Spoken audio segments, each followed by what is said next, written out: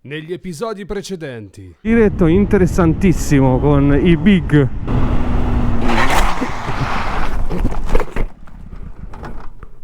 Ok. Mi vergogno come un cane. Sto volato.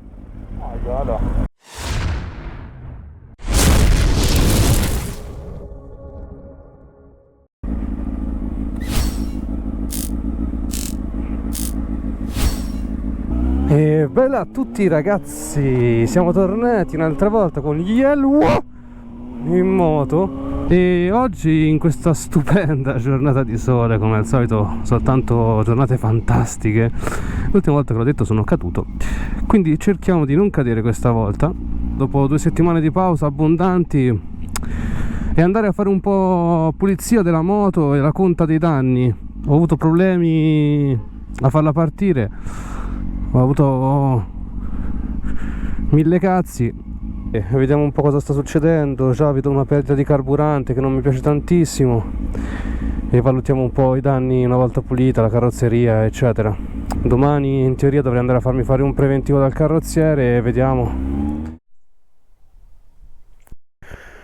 Quindi facciamo un breve recap di quello che è successo. La caduta, graffio sul codone, specchietto interrato con filettatura piegata. Ora devo cercare di attaccarlo in qualche modo. L'ho lavata molto bene, si vede, proprio un professionista. E ovviamente il cupolino di che si parla. Il carter è andato. Quali sono i lavori che ho fatto per farla ripartire? Perché tanto a casa non ripartiva più. I lavori che ho fatto, giusto, c'è anche il fottuto parafango del cazzo e spero che non mi dia problemi. Quindi cosa ho fatto per farla ripartire? Ho sostituito il relè e la batteria ed è ripartita, e già questo mi sembrava una grande vittoria per me. Poi qual è l'altro problema? Ero nel parcheggio e ho visto che qua colava quello che pensavo fosse carburante dal rubinetto della benzina, però adesso non cola più e non so il perché, quindi per ora farò finta di niente, però lo terrò sott'occhio. E adesso si riparte e si torna a casa. Il mio giretto l'ho fatto, sono quasi le 4 e insomma inizia a essere quasi tardi, già il sole non è più alto. Ovviamente mi sono reso conto del mio errore in fase di montaggio. Infatti, come vedete, tutto il viaggio di ritorno e tutte le cazzate che ho sparato in quel viaggio sono state riprese riprendendo soltanto per terra. Quindi ho evitato di mettere tutti gli stacchi, attacchi eccetera, e ho subito fatto una modifica al supporto della GoPro. Come vedete in questo video sono passato da questo a questo, perché comunque me li disegno da solo, me li stampo da solo e li attacco da solo sul casco, quindi insomma era il primo prototipo e ci stava che avesse dei problemi.